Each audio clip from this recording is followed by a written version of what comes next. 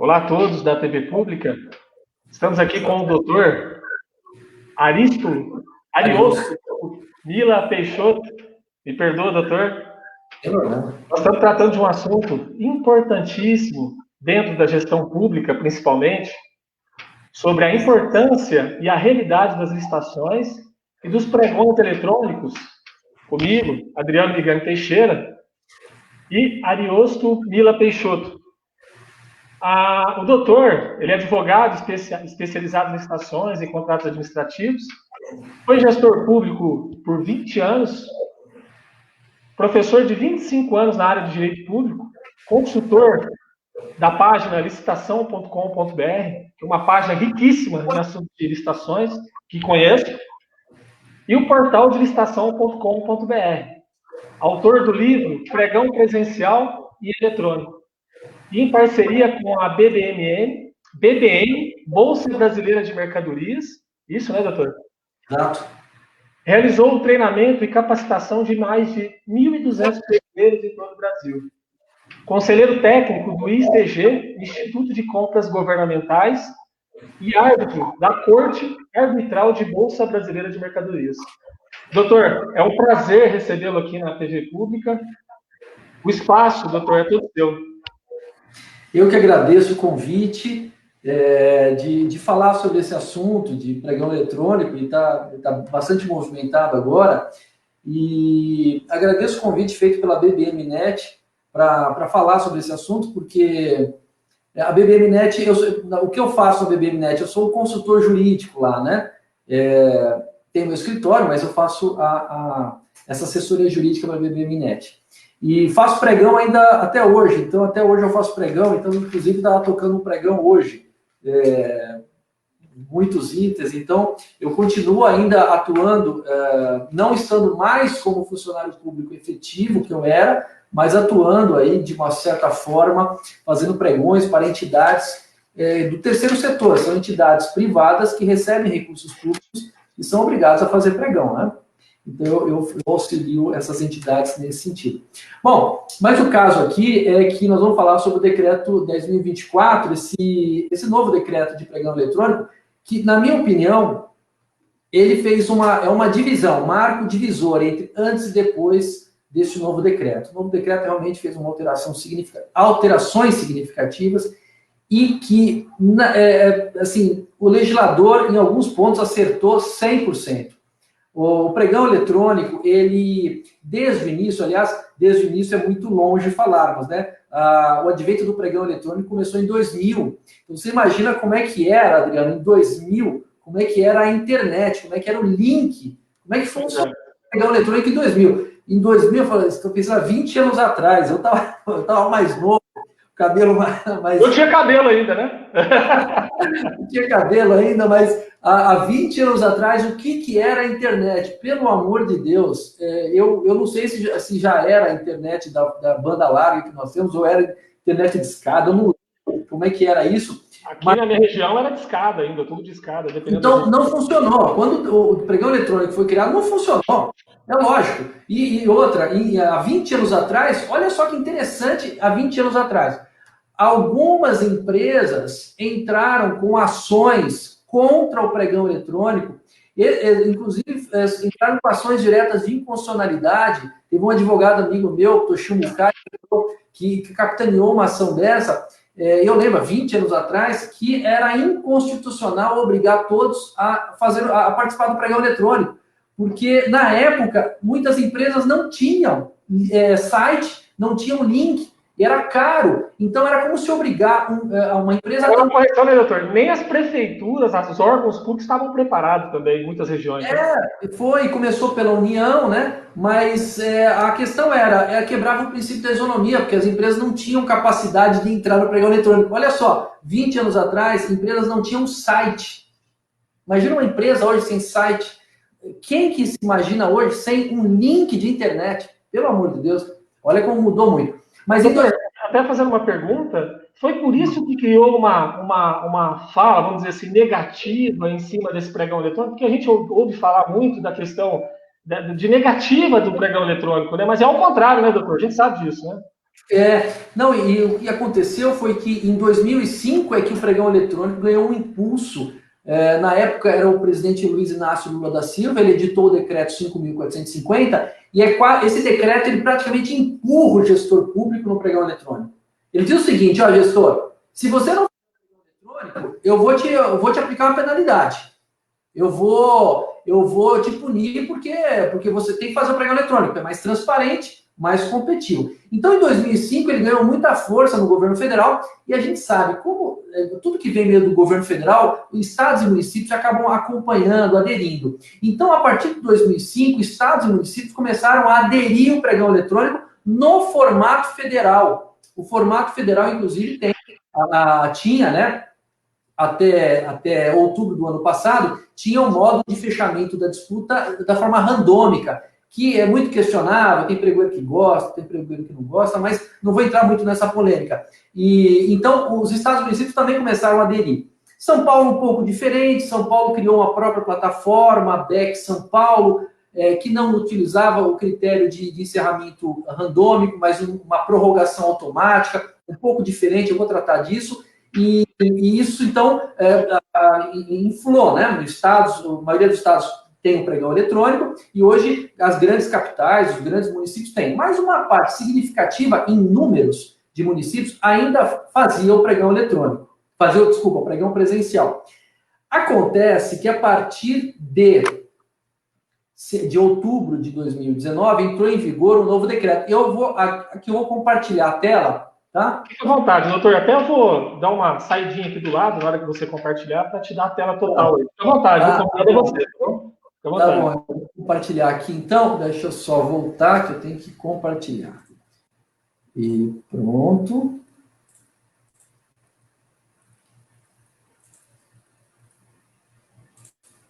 Estão conseguindo enxergar?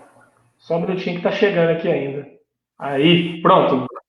Então, aí, esse é o decreto 10.024, que ele instituiu, então, uma nova regra do pregão eletrônico no âmbito exclusivo da administração pública federal. A gente vai ver modificações mais significativas. Mas o que acontece é que, como essa regra foi uma regra nova, que entrou em vigência em outubro de 2019, ainda muitos municípios ainda relutavam em fazer o pregão eletrônico, né? Então, vamos falar um pouquinho do âmbito do município. Muitos municípios resistiram a ingressar no pregão eletrônico, às vezes porque tem a polêmica ou até um medo da ferramenta eletrônica, se vai dar certo ou vai dar errado. Talvez não tenha tanta familiaridade com a ferramenta eletrônica. É uma questão de cultura, né, doutor? Tem isso também, e tem a resistência, né, ao que é novo, às vezes tem uma resistência ao que é novo, mas tem também uma característica, às vezes um motivo, já me confidenciaram isso, que no pregão eletrônico, isso é uma verdade, como ele amplia demais a competitividade, a transparência, ele abre para licitantes do Brasil inteiro, né? Às vezes o município pequeno até quer tentar manter a verba dentro do município ali da região, para que as coisas sejam feitas, o dinheiro acaba virando lá dentro do município, fazem pregão presencial justamente para que os participantes sejam ou da cidade ou da região. E aí não fazem o pregão eletrônico porque abriria demais a competitividade, né, e a participação de empresas de fora. Então, às vezes tinha até esse motivo. Acontece que quando com a pandemia e as medidas de isolamento social, o município se viu com dificuldade de fazer o pregão presencial, por razões óbvias. Não pode ter o isolamento, né? Não pode ter aglomeração, tem que ter o isolamento. Só que o isolamento começou lá para a segunda quinzena de março. Talvez alguns órgãos que não faziam o pregão eletrônico pensaram, vamos esperar um pouquinho até passar essa pandemia, que deve durar aí uns 30 dias, 40 dias, depois a gente volta a fazer o pregão presencial. Só que é o seguinte, a pandemia já dura 90 dias, a administração pública não pode ficar parada, né, sob pena de começar a faltar, né, os insumos básicos, os serviços básicos à população, e elas tiveram que retomar as licitações. Como é que se faz a retomada? Em pregão presencial? Não. A retomada tem que ser feita no pregão eletrônico. Então, muitas prefeituras que não queriam acabaram migrando para o pregão eletrônico, né, para justamente atender essas compras que se faziam necessárias. Agora, quando terminar todos os efeitos da pandemia, que são as medidas de isolamento social, alguns municípios talvez vão pensar, fico no pregão eletrônico ou volto para o pregão presencial.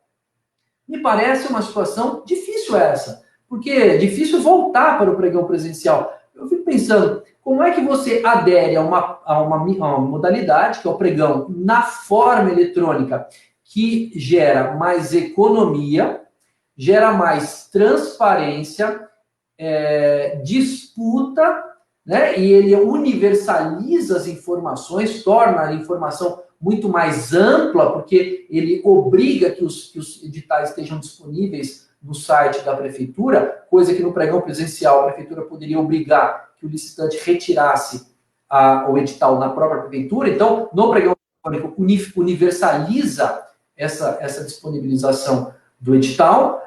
Então, como é que a prefeitura agora vai justificar, com todos esses benefícios, que ela vai voltar para o pregão presencial? Eu vejo como um ato mais complexo, eu acho difícil justificar. Muito embora eu já esteja sabendo que algumas prefeituras já estão voltando para o pregão presencial, fazendo-o por meio do WhatsApp, criando um grupo do WhatsApp, e eles fazem como se fosse um pregão presencial por meio... Meu Deus do céu. Eu acho isso... Mas isso pode, doutor? Juridicamente isso pode ser feito? É porque no pregão presencial você mantém o controle sobre os licitantes, você enxerga os licitantes. No pregão eletrônico, como é que é feito o controle? Por meio do sigilo da informação. Os licitantes não se conhecem, eles não sabem com quem estão concorrendo.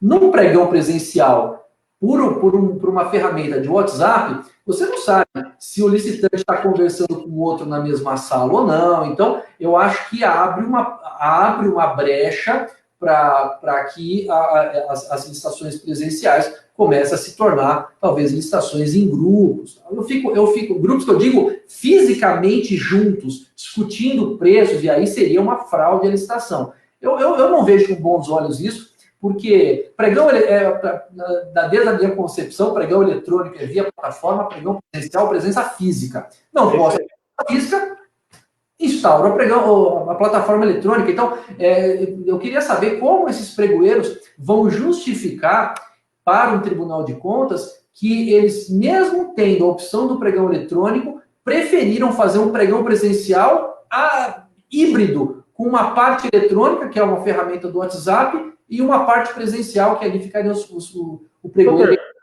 E tem uma questão também, eu vejo, desculpa até te cortando aí, doutor, mas vendo uma questão que você está falando, não é justificado também, porque eu entendo que a própria BBNet, ela oferece isso gratuitamente. É isso mesmo, doutor? Os municípios, eles podem estar adquirindo isso de que forma?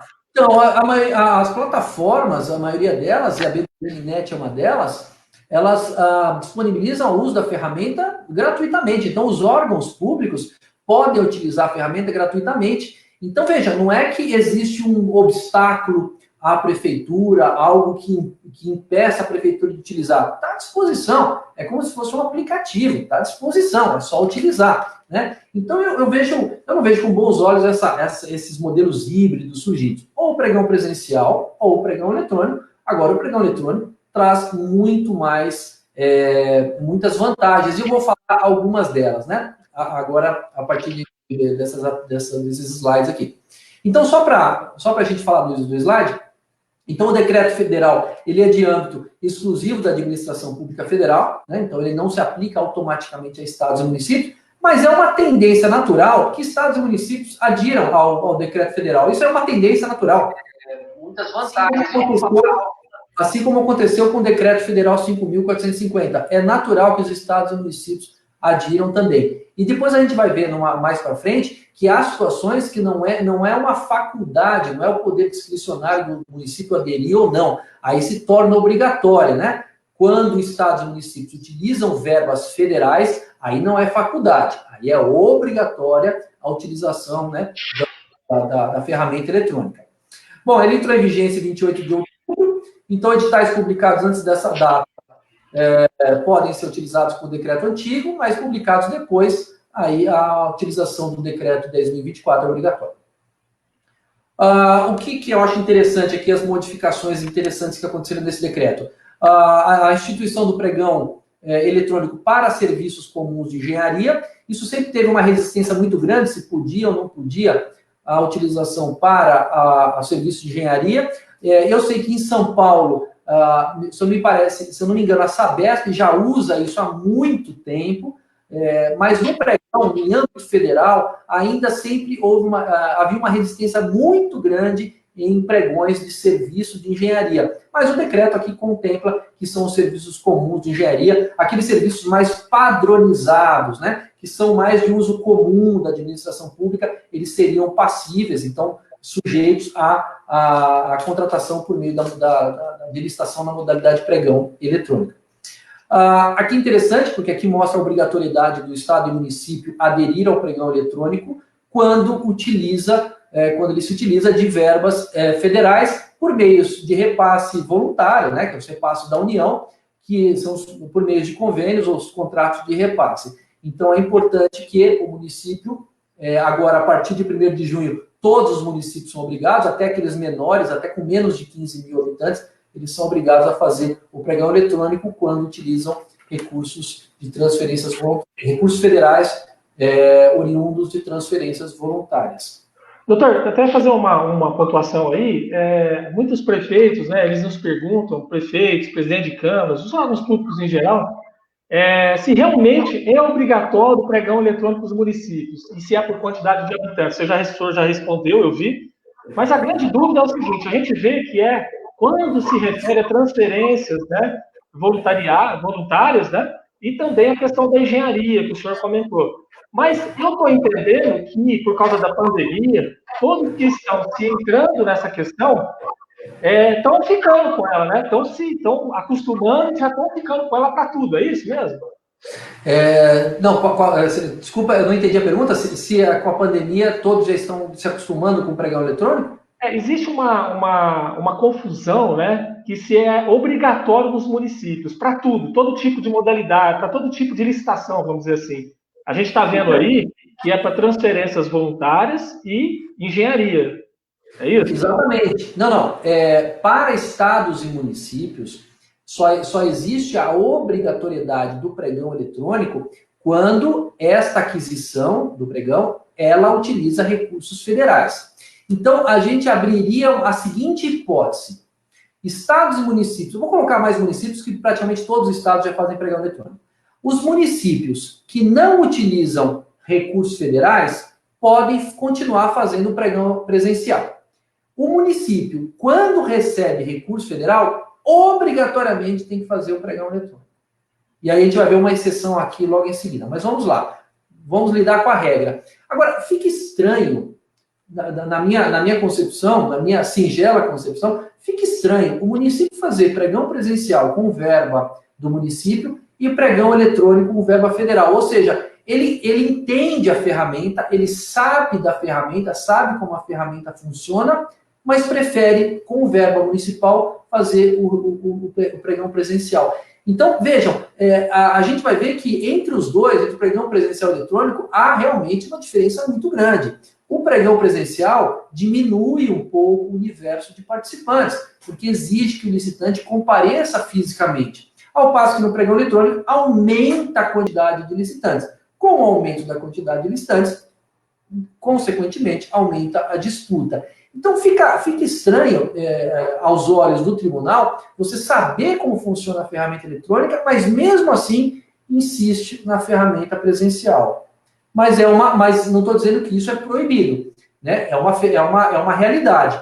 Portanto, com verba federal, o município será obrigado a fazer o pregão eletrônico, e com a verba dele, a verba do município, ele pode fazer o pregão presencial. Essa é a realidade, né? Dentro do rigor jurídico, isso pode.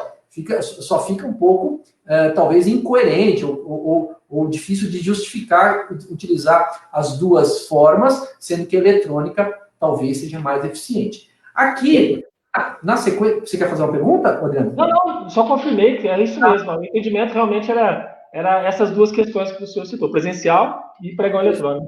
Perfeito. E aqui vem a exceção. A utilização do pregão presencial será permitida em caráter excepcional.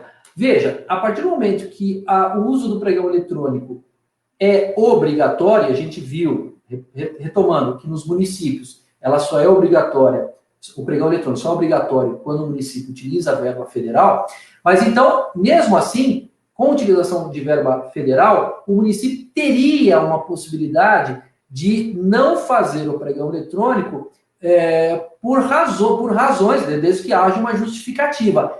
E aqui, o disposto no artigo 1º, parágrafo 3º, é o seguinte: o pregão presencial só pode ser admitido mediante justificativa. E qual é essa justificativa? O gestor público não pode simplesmente dizer que a adoção do pregão presencial é feita em razão do poder discricionário de escolha. Não é dessa forma. A partir do momento que eu tenho uma obrigatoriedade de utilizar um formato, que é o formato eletrônico, tudo que eu faço na exceção, eu tenho que justificar por que o pregão eletrônico não foi possível. Eu teria que dizer que eu tentei, mas não foi possível. Então, quais seriam essas possibilidades? Eu vejo poucas possibilidades, né? Uma delas seria: não há sinal de internet naquele município. Isso é possível acontecer, né? Nós estamos falando do Brasil com dimensão continental, e a gente sabe que tem municípios, às vezes, que a luz elétrica tem dificuldade de chegar, ou distritos, ou órgãos públicos mais afastados, né, dos centros comerciais, dos centros urbanos. Então pode ser que a falta de energia elétrica, falta de sinal, justifique a utilização do pregão presencial. Nesses casos, eu acho que é possível, né? E aí tem casos esdrúxulos, né, de eu não usar o pregão eletrônico, porque isso aconteceu, isso é um fato real. Um prefeito, quando terminou o seu mandato, ele, ao deixar a prefeitura, ele levou todos os computadores embora, né? Então, neste caso aí, não dá para fazer o pregão eletrônico, porque não tem o computador. Até para comprar o computador para se fazer o pregão eletrônico, tem que ser feito via pregão presencial, porque não existe computador. Então, nós temos aí situações mais excepcionais, aí devem ser tratados de forma excepcional. E aí sim, caberia presencial. Doutor, até fazendo uma pergunta, eu já vi alguns municípios também fazer isso por incentivar as empresas da região. Isso pode ser feito, doutor? Como é que é? Então, mas aí você utilizar o pregão presencial para incentivar as empresas da região, isso é uma forma, vamos dizer, eu não adoto a modalidade pregão na forma eletrônica, porque lá eu vou ter muito mais competição e o preço vai abaixar. Então, quer dizer, a administração pública municipal se propõe a pagar mais caro porque quer manter aquela verba dentro do município. Não acho que é uma justificativa que talvez passaria por um tribunal de contas, né? Quer dizer, a administração paga mais caro para a verba ficar no município. Talvez seja o caso de o município tentar instruir os licitantes locais a participarem da licitação e aí sim também conseguirem oferecer preços ou conseguirem participar dessa licitação. Existe uma possibilidade de desenvolvimento regional, mas aí é um caso restrito para a micro e pequena empresa, né? Em que é possível fazer uma licitação, né, com possibilidade da micro e pequena empresa ter maior facilidade na participação, desde que esteja localizada regionalmente ou localizada na própria sede ou regionalmente naquela prefeitura. Mas é um caso à parte, restrito às micro e pequenas empresas. Então, veja, justificar que o dinheiro tem que ficar dentro do município e aí eu não adoto a modalidade mais competitiva, e aí eu vou mostrar na frente, que é uma modalidade que o formato eletrônico, ele impede algumas fraudes, então ele é mais seguro, então eu não vou optar por um mais seguro, mais competitivo para manter o dinheiro do município. É uma justificativa que eu não sei se passaria pelo Tribunal de Contas. Talvez algum município tenha tentado, se tentou, fala para a gente, olha, tentei, disse para o Tribunal de Contas que eu não fiz o pregão eletrônico porque eu queria manter a verba no município e aí permitir ou incentivar a participação local. Não sei se isso passaria, eu acredito que não, mas sempre vivendo e aprendendo. Pode ser, existe uma possibilidade de o tribunal aceitar. Eu desconheço, mas, como eu digo, vivendo e aprendendo. Passamos aqui de slide, as definições do artigo 3º são interessantes porque algumas delas a gente conhece bastante, né? Os bens mudam um pouco. Quais são esses bens e serviços especiais? Seriam aqueles que abrem oportunidade a diversas soluções, né? Então, é complexo, diversas soluções, e aí não se prestariam a modalidade pregão. Aí teria que ser feito por uma outra modalidade, talvez concorrência, tomada de preço, né? Então, nesse caso, é só bens e serviços comuns.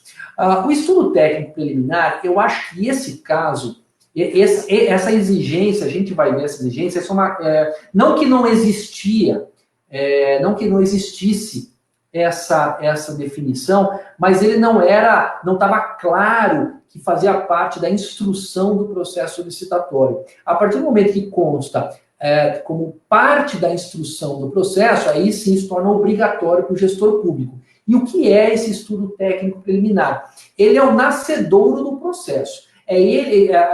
O embrião do processo, vou colocar até antes do embrião. O DNA do processo é o estudo técnico preliminar. É nele que vai constar todas as soluções possíveis, a análise da vantajosidade da aquisição, por que está sendo adquirido aquele produto, por que aquela especificação técnica foi feita daquela forma. O gestor público vai ter que dizer que foi ao mercado, procurou, viu se estava melhor ou pior, tal. Então, esse estudo é o início do processo. E com base nele é que vai ser construído o termo de referência. Este, sim, termo de referência, é que faz parte do edital.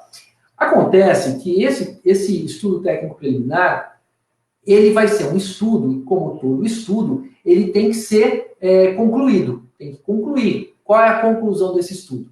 Concluímos que a melhor especificação técnica do produto ou do serviço a ser adquirido é esse. Vimos que no mercado as soluções são essas, e esta definição é a melhor, e o gestor tem que assinar. O gestor vai ter que subscrever esse estudo. Praticamente vai identificar quem é a autoridade que definiu o objeto, né? E se responsabilizou por aquela definição. A partir daí, aí sim que vai ser construído o termo de referência. O lance intermediário a gente já sabe, que é o lance do próprio licitante, que pode ser abaixo do preço dele, e não necessariamente abaixo do menor preço. Aí temos essas outras definições, e aí entramos aqui no termo de referência, que é justamente a construção do termo de referência é feito sob a fundação do estudo técnico preliminar. Vocês vão ver, aí eu não coloquei essa tela aqui, mas existe, está tramitando no Congresso Nacional o projeto de lei número 1292 de 95, que é o que promete mudar completamente a lei de licitações. Se este projeto for aprovado na Câmara, posto que já foi aprovado no Senado, embora ele tenha sido modificado, quer dizer, ele não foi votado ainda na Câmara, pode ser que, em razão da modificação significativa do projeto vindo do Senado, talvez tenha que voltar para o Senado, mas o fato é que ele estava, antes da pandemia, pronto para ser colocado em pauta e ser votado na Câmara dos Deputados. E esse projeto promete revogar a Lei 8.666, revoga a Lei 10.520 e revoga uma boa parte do RDC, que é o Regime Diferenciado de Contratações, que é a Lei 12.462. Veja, por que eu estou falando do projeto? Que o projeto, esse novo projeto, que promete ser a nova Lei de Licitações, ele define o estudo técnico preliminar de uma forma, eu acho que ele tem mais ou menos 13 incisos. É como se fosse um checklist que o gestor público vai ter que ticar. Inciso 1, fiz. Inciso 2, cumpri, e assim por diante. E no final, pede um parecer final do gestor que elaborou o estudo técnico preliminar. Cria, não que isso seja ruim ao processo, na verdade, ele dá muita qualidade ao processo de compra, ele sofistica o processo de compra, mas ele cria mais trabalho para o gestor público e cria maior responsabilidade ao gestor por conta do estudo técnico preliminar, que praticamente dá a solução daquela contratação, né? Como contratar, qual é o prazo, se vale a pena isso ou aquilo. Então, veja, eu acho que ele sofistica o processo, mas ele cria uma nova etapa, um novo degrau, que tem que ser, é o primeiro degrau, que tem que ser cumprido pelo gestor público. Outras alterações significativas. O pedido de esclarecimento até 3 dias úteis antes da licitação. Isso aqui, ele muda, inclusive, a norma, né? A norma geral, que é a Lei 8666, que estabelece 2 dias úteis, e há uma grande polêmica se o decreto poderia alterar o prazo dado pela Lei 8666, e o prazo da Lei 8666 é mais democrático, porque ele chega até o 2º dia útil, e no caso aqui do decreto, ele exige 3 dias úteis, então, na verdade, ele diminui o prazo do licitante. Então, a polêmica é se o decreto poderia fazer essa alteração. Uns defendem que sim, porque é uma regulamentação, e é uma regulamentação da Lei 10.520. A Lei 8666 é de aplicação subsidiária, então, eu só utilizaria os 2 dias da Lei 8666 se não houvesse regulamentação. Havendo regulamentação, utilizaria o prazo do regulamento novo, que esse é o caso. Mas é uma polêmica, eu não vou entrar nessa polêmica. 3 dias úteis para esclarecimentos e 3 dias úteis para impugnação edital. Vejam que nos 2 casos o gestor público tem o prazo agora de responder. Obrigatoriamente tem que ser respondido em até 2 dias úteis após a interposição da medida, ou do pedido de esclarecimento, ou da impugnação do edital. Aqui, neste caso, no artigo 26, para mim, foi uma das maiores alterações do decreto. Essa alteração, vocês podem até não concordar comigo, mas eu vou fazer essa defesa. Na minha opinião, esta norma do artigo 26, ele vai dar não só credibilidade ao processo licitatório, como ele vai aumentar a seriedade de participação no pregão eletrônico. É óbvio que isso não vem do dia para a noite. Isso é um processo lento. Mas o gestor já tem às suas mãos uma ferramenta de tornar o processo mais sério, mais confiável, né, em termos de segurança para os licitantes que participam. E eu vou dizer por que isso. Primeiro, ele obriga a apresentação da proposta eletrônica juntamente com a habilitação. Não no mesmo arquivo, isso não pode, porque aí identificaria a proposta, né? O licitante, os documentos acabariam por identificar a proposta. Não é. Então, numa aba, por exemplo, num campo, né? Por exemplo, na BBMnet, um campo entra a proposta, no outro campo entra os documentos de habilitação. Esses documentos de habilitação são criptografados, o pregoeiro não tem acesso a eles até o término da fase de lance, e ele só pode abrir essa documentação após o término da fase de lance. Então, por que o licitante é obrigado agora a mandar até o limite da data de abertura da licitação os documentos de proposta e os documentos de habilitação? Porque havia uma janela de fraude para o pregão no formato anterior, do decreto 5.450. Os licitantes, para participar da licitação, eram obrigados apenas a apresentar a proposta de preço. E se tivessem o menor preço, né, tivessem o menor lance, aí sim, a partir dali, é que o pregoeiro convocava o licitante a apresentar os documentos de habilitação. O que acontecia é que o licitante, ele, após o término da fase de lance, praticamente todas as plataformas identificavam os licitantes. E aí os licitantes começavam a se conversar antes do envio da documentação. E aí os licitantes começavam, olha, isso aí foi relatos feitos já em processos, né? Das pessoas começarem a se comunicar, e aí o primeiro colocado às vezes não mandava a documentação propositalmente, ou mandava errado.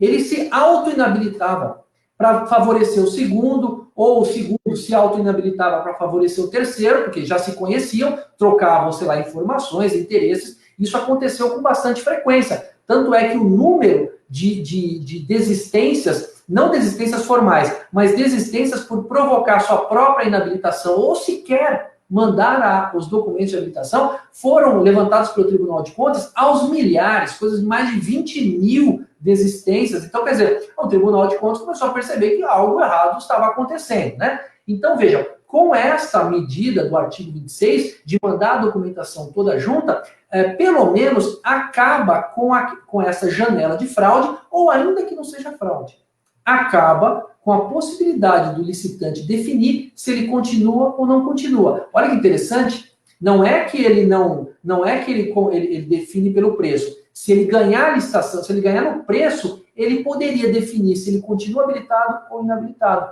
porque a documentação ia posteriormente. E aí ele poderia se auto-inabilitar, mandar uma documentação propositalmente errada, só para não ganhar a licitação. Isso acontecia. De boa fé, por exemplo, o licitante viu que errou no lance, deu um lance errado, e ele falava, bom, então eu vou me inabilitar, assim eu não ganho essa licitação porque meu lance está errado. Ou, no pior lado da história, ele querendo beneficiar o segundo colocado, que ele já conhece, ele se auto-inabilitava. Isso aconteceu muito. Então, essa medida do artigo 26, de mandar a proposta e habilitação até o limite do horário da abertura da licitação, inclusive se aproximou muito da regra do presencial, do pregão presencial, cujos documentos de habilitação e proposta são entregues simultaneamente ao pregoeiro, à mesa do pregoeiro, né? Então, isso, eu acho que o pregão eletrônico nessa fase aqui, eu acho que o legislador foi muito feliz e ele, na minha opinião, ele fechou uma janela de fraude importante no pregão eletrônico. Né? Por exemplo, licitantes que agiam como a figura do coelho, iam abaixando o preço, mas sabiam que não iam ganhar a licitação. Sabiam que não era o propósito deles ganhar a licitação, e eles mandavam a documentação errada. Só para vocês terem uma ideia, uma vez eu estava participando de um pregão, e aí, participando não como pregoeiro, eu estava assessorando uma empresa na participação de licitação, e a empresa que ganhou o primeiro lugar mandou certidão que nem do CNPJ dela era. Mandou uma certidão de CNPJ de outra empresa.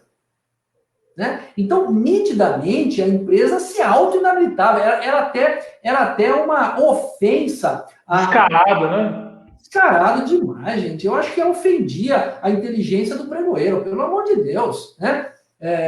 Casos em que o licitante, ou casos em que a micro e pequena empresa, já sabendo quem era o primeiro colocado, não abaixava 1 centavo numa proposta de milhões, não abaixava 1 centavo só para beneficiar o primeiro. Bom, isso aí já é outra fraude. Aí já é outra fraude. Mas vamos lá. Isso é uma fraude, é um outro tipo de fraude. Mas vamos lá. Agora, importante aqui, né? Alguém pode perguntar, tá bom, Ariosto, mas e se o licitante entregar? Mesmo assim, ele pode mandar, talvez, uma documentação errada antes da licitação. Claro, ele já poderia sacramentar a derrota dele antes da licitação. Mas é muito difícil alguém entrar no pregão eletrônico para perder propositalmente. O que acontecia, que eles mandavam a documentação errada, é porque a intenção de se auto-inabilitar era para beneficiar alguém.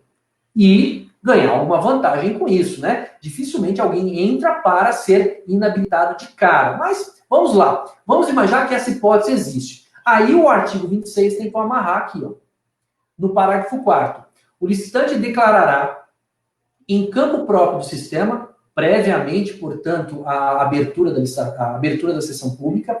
Então, ele declarará em campo próprio do sistema o cumprimento dos requisitos para habilitação e a conformidade de sua proposta com as exigências do edital. Então, vejam, isso, até aqui, ó, o cumprimento dos requisitos para habilitação já existia nas plataformas. Então, o licitante, quando ele ingressava com a proposta e com os documentos de habilitação, tinha um quadradinho lá, ele clicava, que dizia o seguinte: eu, ao entregar a proposta, cumpro plenamente os requisitos de habilitação. Agora, o que veio depois, o legislador colocou um trecho novo. Colocou, e também concorda com a conformidade da sua proposta. Então, o que está dizendo esse dispositivo? Que o licitante, ele não se compromete só com o documento dele. Ele se compromete também com a proposta. Ele está dizendo o seguinte: olha, pregoeiro, eu tenho todos os documentos de habilitação para entrar nessa licitação. E mais, a minha proposta atende rigorosamente ao edital. Ele está dizendo isso. É uma declaração de fé pública, inclusive, né? Fé pública de publicidade, né? Ele deu publicidade a essa fé pública, só quem tem autoridade de fé pública, né? O licitante, ele dá fé a essa declaração e torna pública essa declaração. Então, vejam, ele está se comprometendo com o pregoeiro. E aí alguém pode perguntar, tá bom, mas aí e se o licitante é inabilitado ou se ele é desclassificado? O que eu posso fazer? Só vou desclassificar ou vou inabilitar. Essa é a pena dele. Na verdade, o legislador foi além. Ele colocou. Então, a falsidade da declaração de que trata o parágrafo 4º sujeitará o licitante às sanções previstas neste decreto, que é o impedimento de licitar até 5 anos. Então, vejam, os órgãos... Esse impedir daquela licitação que ele está prestando para aquele município, ou ele é geral? Não, pode ser impedido, pode ser... a gente vai ver, eu não sei se está nesse slide, mas o impedimento é do ente federado. Então, se a punição vier pelo Estado, naquele Estado ele não pode licitar, no poder no Estado, né, no governo estadual, ele não pode licitar. Se o impedimento foi dado por um município, então, no âmbito daquele município, do governo municipal, naquele município ele não pode licitar. Ou, se a pena for da União, aí ele não pode licitar em nenhum órgão da União. Né? Então, ele é segmentado, ou um, ou outro. Nunca todos ao mesmo tempo. Ok? Então, voltando aqui ao parágrafo 5º, o que o legislador disse ao pregoeiro ou à administração pública? Olha, administração, agora vocês têm uma ferramenta para dar seriedade ao processo. Porque vocês que trabalham com pregão já devem ter visto centenas, milhares de vezes do licitante ser inabilitado, mas ser inabilitado grosseiramente, né? Como eu falei, é aquela inabilitação que ele não manda documento nenhum, ele simplesmente silencia a convocação do pregoeiro, é aquele licitante que manda propositalmente a documentação errada e o pregoeiro sabe que foi feito de forma errada, quer dizer, o licitante entrou ou para tumultuar ou para beneficiar um outro, que é o segundo, terceiro lugar, e ele não pode fazer nada. Na verdade, sempre pôde, porque o Tribunal de Contas da União, desde 2012, se eu não me engano, já recomendava órgãos públicos a instaurar processo licitatório nas desclassificações e nas inabilitações que remanescesse alguma dúvida. E muitos órgãos federais, se o licitante fosse desclassificado ou fosse inabilitado, contra ele era instaurado o processo sancionatório. Aí o licitante tinha que explicar. Se houvesse uma justificativa, a sanção não era aplicada. Se não houvesse justificativa, a sanção era aplicada. Então, o que antes era uma recomendação do Tribunal de Contas da União, aqui passou a ser norma. Ou seja, agora o pregoeiro, a administração se apoia numa norma, na legislação. Então, os licitantes que grosseiramente forem desclassificados ou grosseiramente, né, forem inabilitados, percebe que, ou quando o pregoeiro, a administração percebe que a atuação deles foi de forma a tumultuar, a procrastinar o processo licitatório, eu entendo que, nesse caso, a administração tem a ferramenta de instaurar o processo sancionatório. Aí o licitante vai ter que explicar por que ele cometeu aquela falha, se aquela falha, na verdade, for uma desatenção, uma simples desatenção ou não, e aí a administração pública é que vai julgar. Mas veja, a partir do momento que o licitante sabe que a sua desclassificação ou a sua inabilitação pode suscitar, pode ensejar um processo sancionatório, o licitante pensa 2 vezes. Eu sei que eu recebo consultas e tem empresas muito sérias que perguntam, Ariosto, a gente entra, mas e se a gente for desclassificado por alguma razão? Existe uma possibilidade, um risco. Então, a atenção, o cuidado é muito maior. Empresas sérias, o cuidado é muito maior. Obviamente que a gente sempre vai ter algum aventureiro ou licitante desatento que pode cometer um erro, uma falha aqui. E aí a administração é que vai pesar se pune ou não pune. Mas o licitante que contra ele foi instaurado o processo sancionatório, ele vai pensar 2 vezes se realmente ele entra numa próxima licitação, mesmo sabendo que está ou inabilitado ou que o produto dele não atende o edital. Então, veja, não é imediato. É lógico que a aplicação desse artigo 26 pode levar algum tempo, mas o fato é que ele traz uma ferramenta que permite à administração pública conferir maior credibilidade, maior seriedade ao pregão eletrônico. O que nós vamos saber daqui para frente é se a administração vai mesmo utilizar ou não vai utilizar, mas a ferramenta está posta. E as 2 formas de disputa que foram instituídas pelo decreto, que eu achei uma mudança muito interessante, porque no governo federal só existia o encerramento aleatório, que é o randômico, né, o randômico puro, né, o randômico puro é aquele em que o licitante ele é o vencedor da etapa de lance só pelo critério do fechamento aleatório. E vocês já devem ter ouvido falar, alguns já devem ter visto, porque no tempo aleatório, como o fechamento é muito rápido, as empresas criaram, né? Isso é criatividade humana, né? Criaram aí softwares de envio automático de lance e conseguiam manipular o sistema. No tempo randômico, as empresas conseguiam enviar lances em frações de segundo. Eu examinei um caso aqui no escritório que foi impressionante. Em 1 segundo foram enviados 11 lances pela mesma empresa. E aí eu fico imaginando como é que uma empresa consegue enviar 11 lances em 1 segundo. Em 1 segundo, né?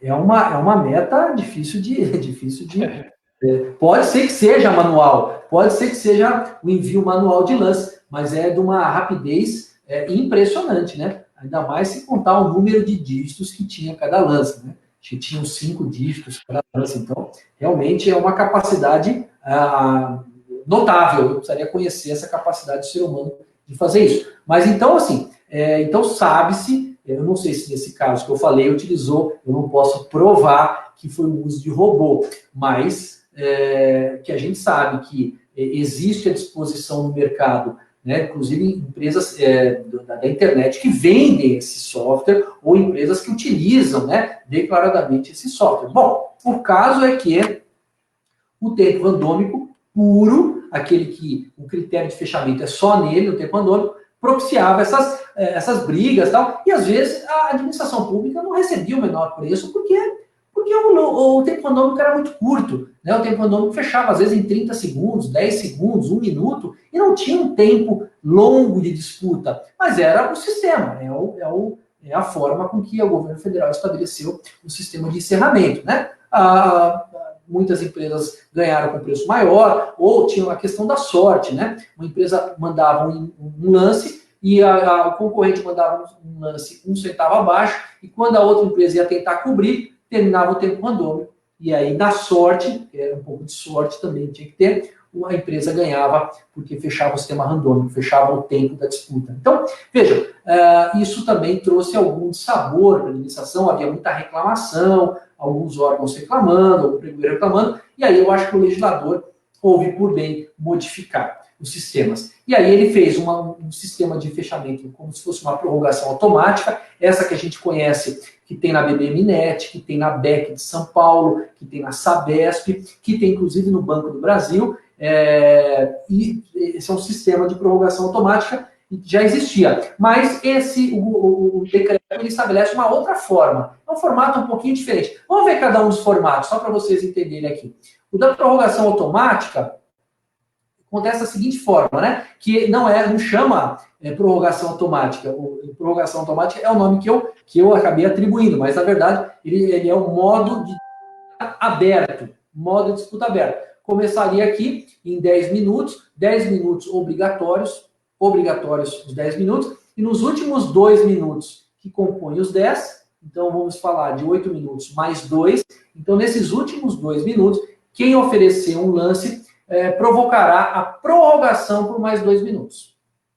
E nesses 2 minutos prorrogados, quem oferecer um novo lance também vai provocar uma nova prorrogação por 2 minutos. E se alguém der um lance nesses 2 minutos prorrogados, uma nova prorrogação por 2 minutos, e assim sucessivamente, até que os 2 minutos transcorram sem nenhum lance. Aí encerra a disputa.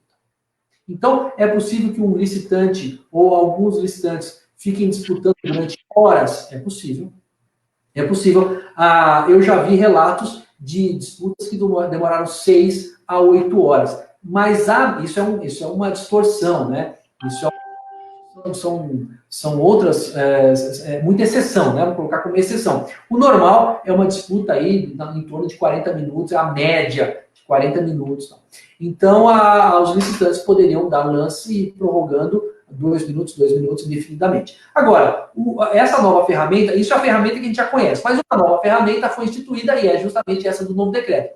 Se, eventualmente, não houver uma prorrogação, então os 10 minutos, né, transcorram e os 2 minutos finais desses 10 não tenha lance, não vai haver prorrogação. Aí o que acontece? A ferramenta, o dispositivo legal, permitiu que o pregoeiro ele reabra os 10 minutos. Então, se não houve prorrogação, o pregoeiro poderia reinstaurar os 10 minutos. como uma forma de obtenção da proposta mais vantajosa, implementar a disputa e a obtenção da proposta mais vantajosa.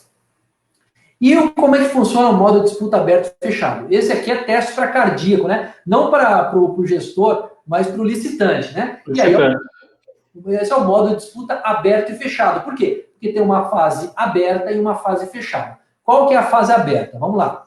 A fase aberta é essa aqui, ó.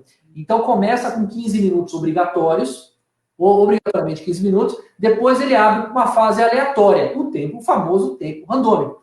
Mas o tempo randômico antigo tinha 30 minutos, agora tem 10. Né? 30 minutos que eu digo, o máximo, né? Então agora, no máximo, 10 minutos. Então ele pode encerrar com 1 segundo, ou com 10, ou com qualquer tempo entre esses dois tempos, porque é um fechamento aleatório, é o sistema que determina, é o sistema, a plataforma que determina quando vai encerrar. Né? Então, por isso chama-se aleatório. Ainda estamos na fase aberta.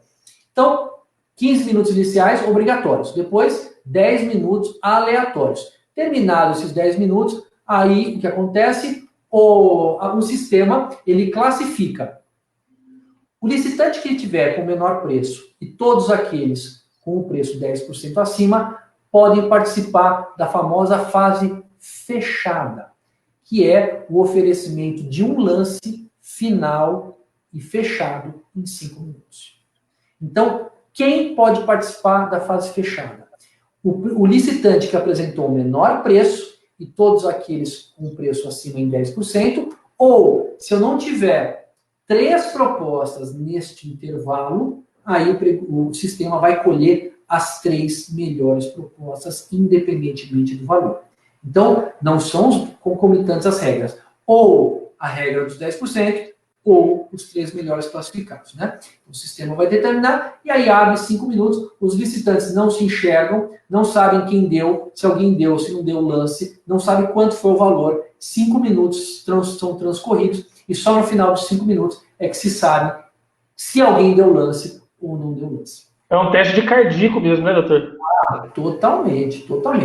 Aí, se os 3 primeiros, ou esse pessoal que ficou no intervalo dos 10%, não tiver dado nenhuma oferta final, então, nessa fase 3 aqui, se ninguém tiver dando uma oferta final na fase 4, aí o pregoeiro, né, o sistema, vai colher os próximos 3 classificados.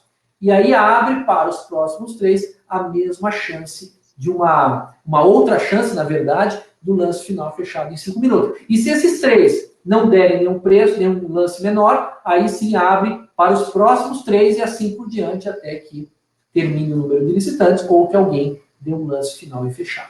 Então, veja, esse aqui é uma outra forma, né? E eu pensei na minha singeleza de pensamento, de raciocínio, eu pensei, bom, como o sistema, o modo de disputa aberto, ele é mais simplificado, mais fácil de entender, tanto para o licitante quanto para o pregoeiro, e é muito mais, imaginei eu, né? O pregoeiro ele só instaura o processo, ele não precisa interagir, porque são fases menos complexas, é uma disputa mais linear.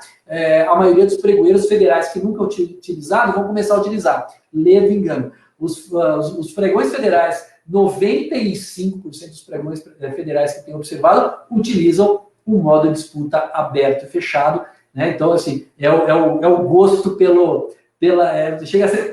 não, eu ia falar que é cruel, não é, né? Mas é o gosto para ver a disputa, porque realmente é uma disputa interessante essa do modo de disputa aberto e fechado, esse último lance final e fechado, né? O licitante fica realmente num estresse danado, mas, para falar a verdade, os dois modos são bons, atendem a administração perfeitamente, o legislador, na minha opinião, acertou 100%, ele permite dois critérios de encerramento, quer dizer, ele amplia as ferramentas para comprar melhor, ele dá essa ferramenta aos pregoeiros, isso eu achei fantástico, né? Então, eu já fiz com os dois modos, participei, já participei como assistindo, já fiz, eu acho bem interessante esses dois formatos aqui, né? E aí eu termino e encerro por aqui, eu fiz questão de apresentar apenas as mais significativas alterações do decreto, e espero ter atendido a todos essa explanação, e aí eu abro para perguntas, né? Não sei se vocês querem fazer alguma pergunta, Eu fico à disposição de todos.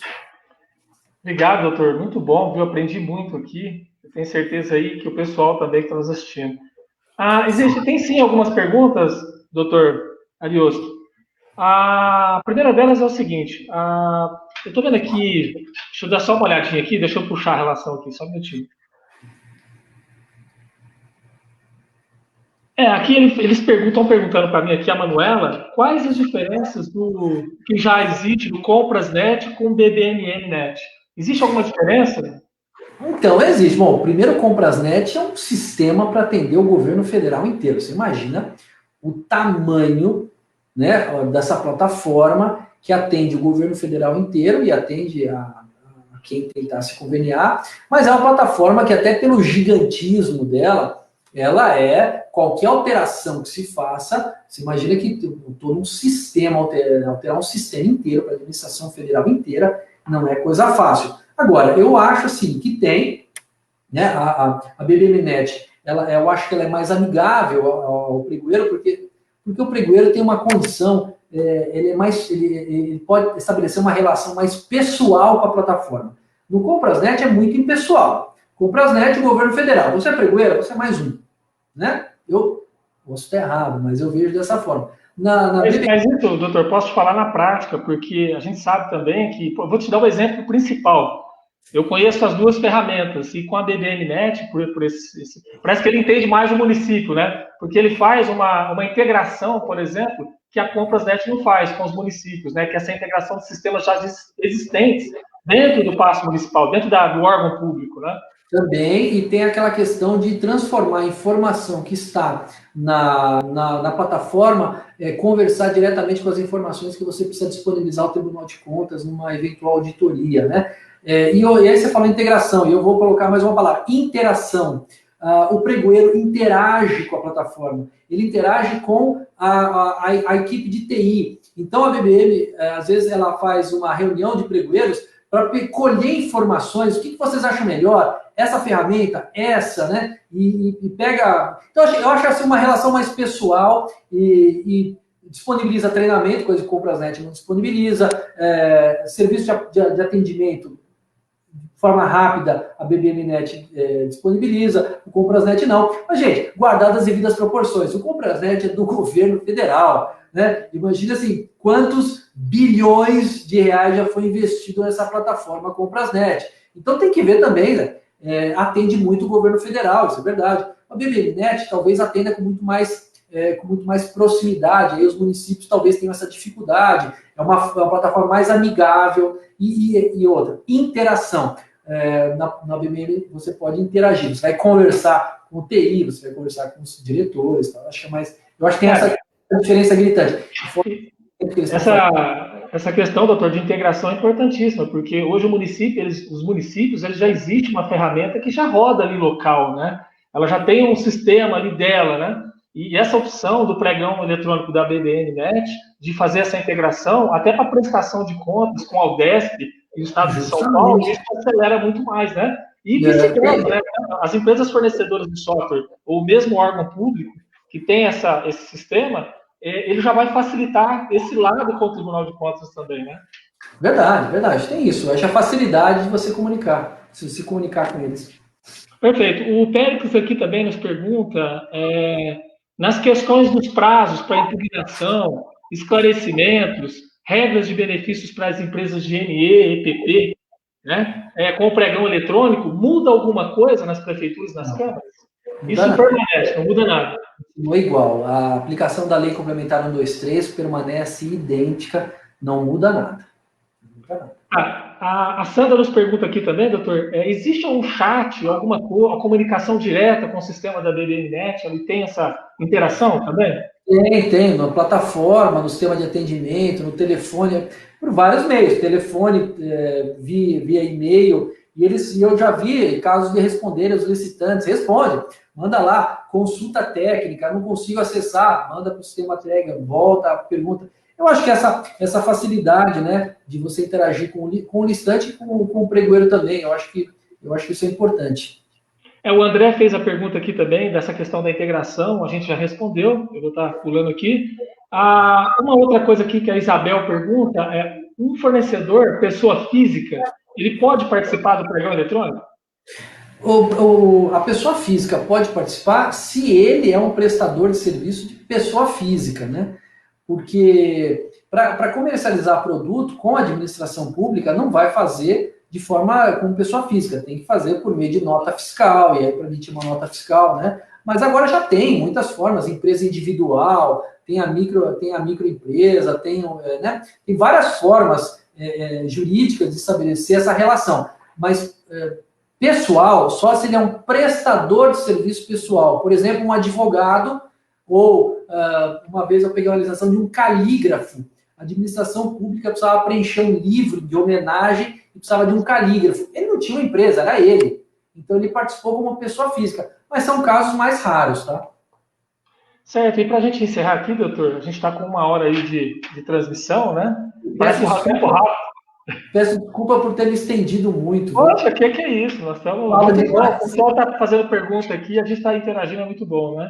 Mas para a gente encerrar aqui, a pergunta aqui da Edneia, a Bolsa oferece, que é o BBMNet, ele oferece treinamento e capacitação aos pregoeiros, a equipe de apoio? Oferece. Eu acho isso legal. Eu acho isso Isso, porque eu já deparei, doutor, com alguns municípios de não ter esse pregoeiro. Como é que é isso? Porque a prefeitura pequena, eu digo uma prefeitura muito pequena, né? Essa dificuldade de ter um pregoeiro capacitado. Então como é que faz? Ele entra dentro do site? Qual que é o link do site para a gente poder estar entrando? Tem que ser bbmnet.com.br, aí é possível acessar, entrar em contato com o serviço de atendimento. Lá no site também vai ter o número do telefone, é possível fazê-lo por meio telefônico, e aí é marcado um treinamento. De vez em quando a BBMNet faz esses treinamentos, dura um dia inteiro. Eu até acho que vai chegar uma hora que a BBMNet tem que começar a instruir, né, assim, até com periodicidades menores, mais cursos, né, conforme eu tenho certeza que eles fariam isso com maior prazer para atender essa demanda de pregoeiros que surge. E como o pregão eletrônico com a pandemia foi impulsionado, né, muitas prefeituras estão dizendo, vou fazer pregão eletrônico, não faço mais o presencial, não que eu não gosto do presencial, mas já comecei no eletrônico, vou continuar com ele. E aí, como vai ter esse crescimento, é óbvio que a BBM vai colocar mais salas de aula ou mais palestras, tenho certeza, eles são muito atenciosos quanto a isso, não vejo nenhum empecilho para a BBM fazer isso. Perfeito, doutor. Pode entrar aí para suas considerações finais. Eu agradeço muito a sua fala, viu, doutor? Foi muito esclarecedor aí para nós que estamos dentro desse mundo de gestão pública, né? Nós que estamos no dia a dia de prefeitura, tem muita crença dentro de uma parte do pregão eletrônico ainda, junto com os prefeitos, os vereadores, né? Então, e própria população, né? Sobre se é confiável ou não é. E do jeito que o senhor explicou, ficou muito claro, né? Nessa questão da segurança. Está ficando cada vez melhor, cada vez melhor. Então, só para fazer minhas considerações finais, eu tenho 2 pontos a falar. Primeiro, acreditem, o pregão eletrônico, ele é a plataforma, ele é a modalidade, a forma eletrônica na modalidade de pregão é a mais blindada à fraude. Acreditem nisso. Acreditem num cara que analisa fraude todo dia, né? Eu trabalho também na área de crimes de licitação, eu avalio crimes de licitação, fraudes. O pregão eletrônico é o mais seguro. Não tem jeito, não tem jeito. Tem ainda, tem, mas é uma questão do ser humano, né? O ser humano é muito criativo, a verdade é essa. Mas então, assim, acreditem em mim, o pregão eletrônico é a modalidade mais blindada, mais transparente, mais competitiva. Isso é uma realidade. Isso é em números exatos, absolutos. Não dá para contrariar. Um outro ponto muito importante é que as prefeituras elas têm que saber que, ao designarem um pregoeiro, ou façam, ou equipe de apoio, há pessoas que realmente têm interesse nessa nova função. É uma função muito bonita. Eu digo o seguinte, a pessoa que um dia foi pregoeiro, raramente não quer mais ser pregoeiro. Quer ser, porque é instigante, é um desafio, é instigante. Agora, as prefeituras têm que investir no treinamento, investir em ferramentas, né? Hardware, por exemplo, um computador, pelo menos um computador bom para se fazer o pregão eletrônico, um bom link, porque isso a BBM não consegue fornecer. Agora, o software, o atendimento, A BBM faz isso com vocês. Então, eu acho que eu deixo esses dois recados. Primeiro, pregão eletrônico, sem dúvida nenhuma, é a plataforma mais segura e prefeituras, invistam em seus funcionários, treinem o gestor público, que é só com o treinamento e que o serviço será de melhor qualidade, processos mais bem acabados, porque o gestor público ele precisa ser treinado, ele merece ser treinado, né? Então, como tudo na vida, né? Você não consegue pegar uma pessoa, coloca na função, faça. Não, tem que instruir a pessoa. Então, os gestores bem treinados fazem processos muito sofisticados, muito bem feitos. Obrigado, doutor, pelas considerações. Foi muito bom estar aqui hoje aprendendo todo esse conteúdo aí. Parabéns, viu, doutor? Obrigado, agradeço a oportunidade. Viu? Obrigado. Abraço para o pessoal da BBMnet aí, tá bom? Obrigado, doutor. Até mais. Obrigado. Até mais. Tchau, tchau.